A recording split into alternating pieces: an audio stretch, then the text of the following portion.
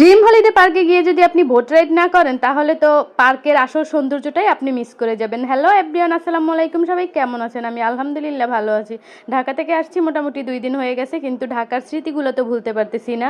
আমি 1 মাস আগে Narsingdi dream holiday পার্কে গেছিলাম, আর সেই স্মৃতিগুলো এখন বারবার সামনে ভেসে আসছে, আর সেই ভিডিও এখন আপলোড দিতেছি। তার কারণ হচ্ছে ঢাকা থাকতে ব্যস্ততা, ভয়েস দেওয়া, এডিটিং করা সব কিছু মিলিয়ে ভিডিওগুলো আর হচ্ছে আপলোড দেওয়া হয় না। এখন বাসায় ফ্রি টাইম বসে আছি, আর ঢাকার সবাইকে খুব বেশি মিস করতেছি, আর এই ঘোরাঘুরির ভিডিওগুলো দেখতেছি, আর সবাইকে সত্যি অনেক মিস। গ্যালারিতে যখন এই ভিডিওটা দেখলাম ভাবলাম যে কিভাবে আমি মিস করে ফেললাম এত সুন্দর একটা ভিডিও আপলোড দেওয়ার জন্য।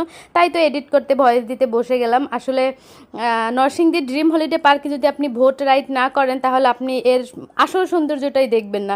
এখানের মূল আকর্ষণই হচ্ছে এই বোট রাইডটা। এখানে আপনাকে একটা আদর্শ গ্রাম দেখাবে, যেটা সত্যি গ্রাম বলতে যা বুঝায়। যারা শহরে থাকে তারা তো গ্রামের পরিবেশ ওইভাবে পায় না।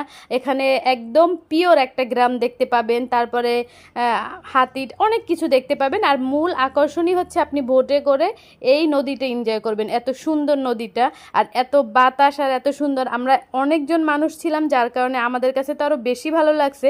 আসলে কি, ফ্যামিলি সবাই মিলে কোথাও যদি আপনি যান তা সেখানে আপনার ভালো লাগবে বা আনন্দ করতে পারবেন, সেটাই স্বাভাবিক। একা একা না, কোথাও কোনো কিছু খেয়েও আমার মতে মজা নাই, কোথাও গিয়েও আনন্দ নাই। সবাই মিলে যাবেন, সবাই মিলে খাবেন, আসলে এর মধ্যে একটা আলাদা অন্যরকম তৃপ্তি আছে। সবাই অবশ্য সেটা অনুভব করে না, কারণ অনেকে আছে একা একা কোথাও যেতে পারলেই ভালো লাগে, কিন্তু আমার কাছে হচ্ছে সবাই মিলে কোথাও যাওয়া, সবাই মিলে কিছু খাওয়া, সব কিছু মিলে। আর আমাদের ফ্যামিলির সবাইও এরকম যে একা একা কোথাও যাইতে পছন্দ করে না।